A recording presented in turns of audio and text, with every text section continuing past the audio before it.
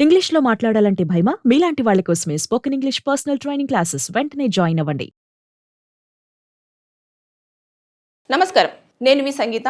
నెల్లూరు జిల్లాలో ఒక ప్రైవేట్ కాలేజీలో ఇంటర్ ఫస్ట్ ఇయర్ చదువుతున్న హేమశ్రీ అనే పాప ఉరివేసుకొని ఆత్మహత్య చేసుకుంది అని కాలేజీ యాజమాన్యం ఆరోపిస్తున్నారు. కాదు, కాలేజీ యాజమాన్యమే టార్చర్ చేసి చంపేశారని తల్లిదండ్రులు ఆరోపిస్తున్నారు. అయితే తల్లిదండ్రులు కాలేజీ దగ్గరికి చేరుకున్న తర్వాత వాళ్ళ కూతురు చనిపోయింది అన్న విషయం తెలుసుకొని తండ్రి కడుపు బాదుకుంటూ ఆయన ఏం మాట్లాడాలో తెలియకుండా నా కూతురు ఇదే పదాన్ని రిపీటెడ్గా చెప్తున్నాడే తప్పించి అసలు వాళ్ళ కూతురు గురించి ఏం చెప్పాలి, ఏం మాట్లాడాలి అన్న సిచ్యువేషన్ కూడా అక్కడ కనిపించట్లేదు.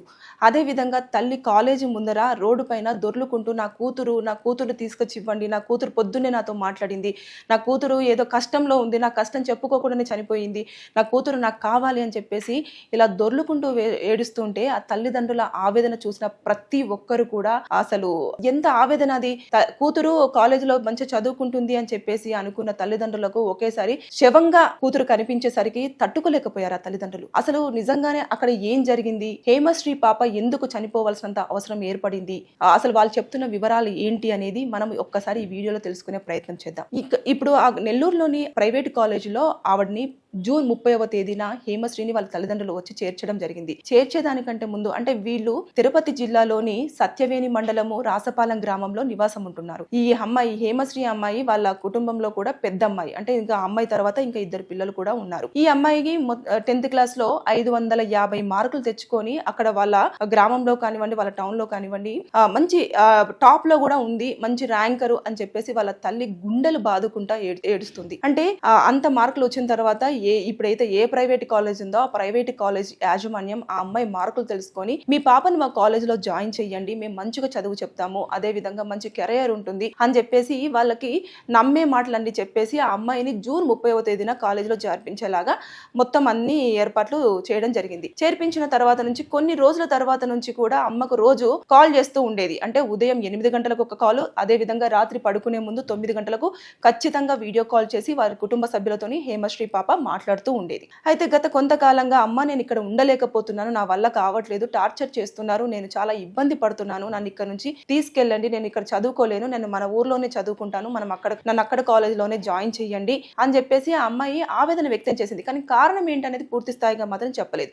చాలా సార్లు వాళ్ళ కాలేజీ యాజమాన్యానికి కాల్ చేయడం కానివ్వండి, అదే విధంగా వార్డెన్ కి కాల్ చేయడము, అసలు ఏం జరిగింది, మా పాప ఎందుకు ఏడుస్తుంది అని చెప్పేసి తెలుసుకునే ప్రయత్నం చాలా చేసినా కూడా ఎవరు ఏం చెప్పలేదు. చదువుకుంటున్నారు, మేము ఇప్పుడు ఫోన్ ఇవ్వలేము, మేము ఇలా మాట్లాడించలేము, మేము ప్రతి ఒక్క విషయం చెప్పలేము, చదవన్నాక ఖచ్చితంగా ఇలాంటివి ఉంటాయి అని చెప్పేసి అన్న మాటలే వాళ్ళు ఎక్కువగా రిసీవ్ చేసుకోవడం జరిగింది తల్లిదండ్రులు. తర్వాత నెక్స్ట్ వాళ్ళ ఇంకా పాప రోజు ఏడుస్తుందని చెప్పేసి వాళ్ళ ఆ పాపతో కూడా నాన్నతో మాట్లాడేసి మేము ఒక రోజు అక్కడికి వచ్చేస్తాము, నువ్వు ఏడవద్దు, నీకు ఏదైనా కష్టం ఉంటే నాకు ఫోన్ లో చెప్పు అని చెప్పేసి అంటే, లేదమ్మా నువ్వు ఇక్కడికి వస్తేనే, అమ్మ నాన్న మీరిద్దరు కలిసి ఇక్కడికి వస్తేనే నేను ఖచ్చితంగా ఆ విషయం ఏంటనేది చెప్తాను, నన్ను మాత్రం ఇక్కడ ఉండలేను, నన్ను తీసుకెళ్ళు, ఇదే మాట. ఇంకా తను ప్రతిసారి ఫోన్ చేసిన ప్రతిసారి తల్లితో ఈ అమ్మాయి చెప్పే మాట ఇదొకటే. సరే అని చెప్పేసి రాత్రి పూట చనిపోయే రోజుకి ఒక రోజు ముందు రాత్రి 9 గంటలకు కాల్ చేసింది. చేసి వాళ్ళ అమ్మతో వీడియో కాల్లో చక్కగా మాట్లాడింది, కన్నీరు పెట్టుకుంది. అమ్మ నన్ను రేపు తీసుకెళ్తారు కదా, మీరు రండి అని చెప్పేసి చెప్పడం జరిగింది. వాళ్ళ నాన్నతో మాట్లాడాను, నాన్న కూడా ఒప్పుకున్నాడు, మేము రేపు ఉదయాన్న బయలుదేరుతాంలే అమ్మ,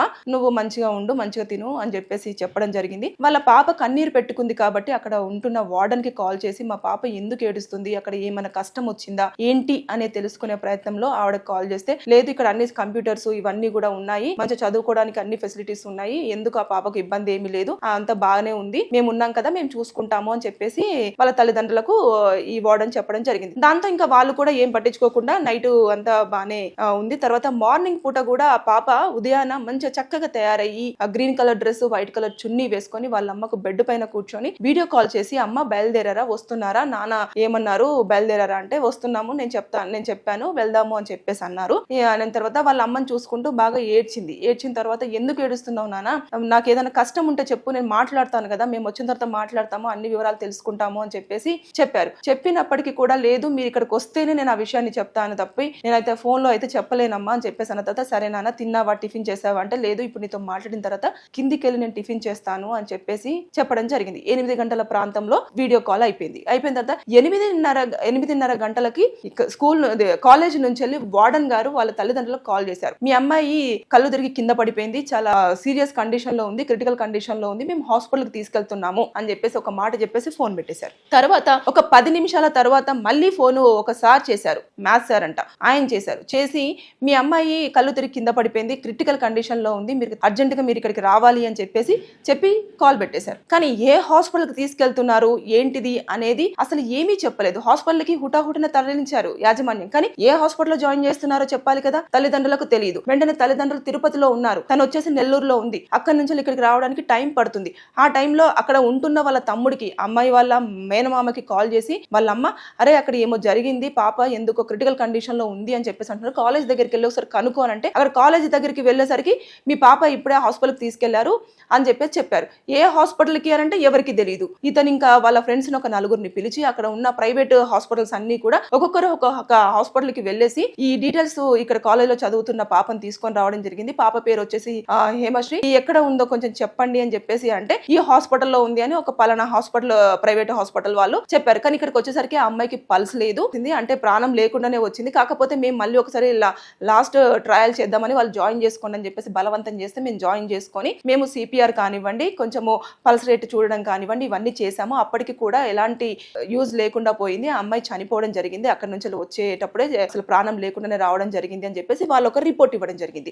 అక్కడ ఉన్న ఎవరైతే డ్యూటీ డాక్టర్ ఉంటారో ఆ డాక్టర్ తనకి స్టేట్మెంట్ ఇచ్చిన తర్వాత కాలేజ్ యాజమాన్యం వాళ్ళు ఇంకా అసలు అక్కడ ఎవరూ లేరు, ఒక అనాథ శవం లాగా నా కూతుర్ని వదిలేశారు అని చెప్పేసి తల్లిదండ్రులు వాళ్ళ అన్నయ్య ఎంత ఆవేదన వ్యక్తం చేస్తున్నారు అంటే, మేనమామ వీళ్ళందరూ కూడా కాలేజ్ దగ్గరికి వెళ్తే కాలేజీకి మొత్తం గ్రిల్స్ వేసి పోలీసులందరూ మోహరించి వీళ్ళనే అడ్డుకుంటున్నారు. కానీ కాలేజీ యాజమాన్యాన్ని పిలిచి అసలు ఏం జరిగింది, నిజంగానే ఆ అమ్మాయి ఉరి వేసుకుందా లేకపోతే అక్కడ ఏం జరిగింది అనే వివరాలు మాత్రం తెలుసుకునే ప్రయత్నం చేయలేదు అనేది తల్లిదండ్రుల ఆవేదన. నిజంగానే చూడండి, అల్లారు ముద్దుగా పెంచుకున్న కూతురిని మంచిగా చదువుకొని ఒక మంచి స్థాయికి వస్తుంది అని చెప్పేసి అనుకున్న పాప సడన్ గా ఏడ్చి ఉదయం పూట మంచిగా చక్కగా వాళ్ళ అమ్మతో మాట్లాడేసి, అమ్మ మీరు వస్తున్నారు కదా, సరే నేను రెడీగా ఉంటాను అని చెప్పేసిన పాప ఒక అరగంటలోనే ప్రాణం ఎలా కోల్పోతుంది.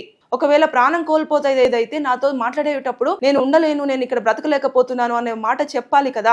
నా కూతురు నాతో ఏదో చెప్పాలనుకుంది, మేము ఇక్కడికి వచ్చేస్తే ఖచ్చితంగా చెప్పేదేమో, మేము వచ్చేలోపే నా కూతుర్ని ఏదో చెప్తుందని చెప్పేసి చంపేశారు అని చెప్పేసి తల్లిదండ్రులు ఆరోపణ మాత్రం చేస్తూ ఉన్నారు. కానీ ఇందులో నిజాలు ఏంటి అనేది ఏదైతే కాలేజ్ యాజమాన్యం ఉందో వారికి మాత్రమే తెలుస్తుంది. అంటే చూడండి, ప్రైవేట్ హాస్టల్స్, ప్రైవేట్ కాలేజెస్ వాటికి అటాచ్డ్ ఉన్న హాస్టల్స్ లలో ఎలా ఉంటుందంటే విజిటింగ్ అవర్స్ అని పెడతారు. ఒకటి ఆ విజిటింగ్ అవర్స్ లో కూడా ఏముంటుంది, ఒక 10 నుంచి 15 నిమిషాలు మాత్రమే పిల్లల్ని మనం మాట్లాడాలి, అంతే తప్పించి ఇంకా ఎక్కువ టైం మాట్లాడితే లేదమ్మా టైం అయిపోయింది, ఇంకా మీరు మళ్ళీ పాపకు క్లాస్ ఉంది, అది ఉంది, ఏంటిది స్టడీ అవర్స్ ఉన్నాయి అని చెప్పేసి లోపలికి తీసుకెళ్తుంటారు. ఇంకొకటి ఏంటంటే తల్లిదండ్రులను హాస్టల్ పైకి కూడా పంపించారు. అంటే వాళ్ళు ఉంటున్న రూమ్ ని చూడడానికి కూడా అవకాశం ఇవ్వరు. ఎందుకని, పిల్లలే కదా, వారు ఉంటున్న పిల్లలు, వాళ్ళు కన్న పిల్లలు ఉంటున్న ప్లేస్ ని చూసే అధికారం కూడా తల్లిదండ్రులకు ఉండదా? అంత బాధ్యత లేకుండానే పిల్లల్ని వదిలేసి రమ్మంటారు. అంటే లోపలికి పంపించేసి, అంటే ఇప్పుడు జైలు జీవితం అంటారు చూడండి, సేమ్ పిల్లలు కొన్ని కాలేజీలలో వారు పెట్టిన హాస్టల్స్లలో బ్రతుకుతుంది జైలు జీవితమే. లోపల ఏం జరుగుతుందో తెలియదు, వాళ్ళు చెప్పుకుందామంటే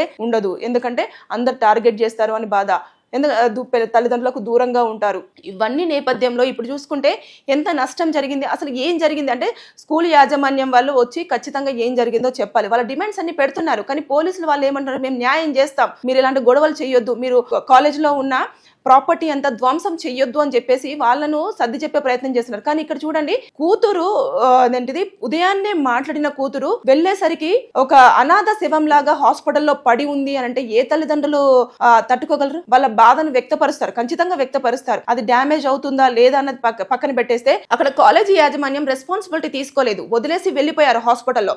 అదే విధంగా అసలు ఏం జరిగింది అనేది చెప్పడానికి కూడా అక్కడ లేకుండా పోయారు. అంటే నిజంగానే వాళ్ళ తప్పు లేనప్పుడు వారు ముందట నిల్చొని ఇలా జరిగింది అని చెప్పొచ్చు కదా. ఇలాంటివన్నీ చాలా సంఘటనలు జరుగుతున్నాయి. హైదరాబాద్ లో జరిగాయి, తిరుపతిలో జరిగాయి, నెల్లూరులో జరిగింది, కాకినాడలో జరిగింది, ఇలా ప్రత్యేకంగా కొన్ని ప్లేసెస్ లలో జరుగుతున్నాయి. అంటే కాలేజీలలో ఒత్తిడి ఎక్కువైపోతుందా, లేదు అనుకుంటే పిల్లల్ని ఎందుకు టార్గెట్ చేస్తున్నారు? చూసారు కదా, కొంతమందిని ఎలా అంటే చదివే వాళ్ళని, టాప్ వాళ్ళను ఒక సెక్షన్ అని, మిడిల్ చదువుతున్న వాళ్ళని ఇంకొక సెక్షన్ అని, కొంచెం చాలా యావరేజ్ కంటే బిలో ఉన్న స్టూడెంట్స్ ఇంకొక సెక్షన్ అని చెప్పేసి అట్లా వేరియేషన్స్ చేసేసి వాళ్ళను ఇబ్బంది పెడుతూ ఉంటారు. నువ్వు చదువు రాదు, ఇలా ఈ సి సెక్షన్ అని, బి సెక్షన్ అని అని, ఏ సెక్షన్ అని, A+ అని, A++ అని ఇలాంటివన్నీ డివైడ్ చేయడం వల్ల పిల్లల్లో మానసికంగా చాలా ఇబ్బంది పడుతున్నారు. అంటే బయట వాళ్ళేమో టాపర్స్ ఉండి అక్కడికి వెళ్ళిన తర్వాత ఎందుకని చదవలేకపోతున్నారు, ఎందుకని ఇబ్బంది పడుతున్నారు, ఎందుకు ఒత్తిడికి గురవుతున్నారు, తల్లిదండ్రులను కలుసుకోవాలన్నా తల్లిదండ్రులతో మాట్లాడాలన్నా కూడా ఎందుకు రిస్ట్రిక్షన్స్ పెడుతున్నారు. ఇవన్నీ కూడా ప్రభుత్వం ఖచ్చితంగా దీనిపైన చర్యలు చేపట్టాలి. ఇవి రిపీటెడ్ గా జరుగుతూనే ఉన్నాయి. నిజంగానే అక్కడ అమ్మాయి ఉరి వేసుకోవడానికి ప్రధానంగా కారణం ఏంటనే తెలియదు. ఇప్పుడు తల్లి ఆవేదన ఏంటంటే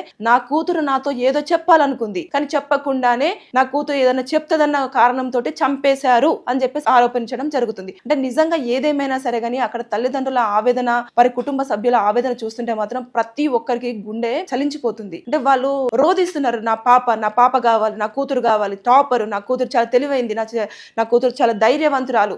తండ్రి అయితే చాలా బ్లాంక్ అయిపోయాడు. అంటే కడుపు బాదుకుంటూ నా కూతురుని నేను అల్లారు ముద్దుగా పెంచుకున్నాను, అసలు ఇంత దారుణంగా చంపేస్తారని మేము అనుకోలేదు అని చెప్పేసి అంటున్నారు.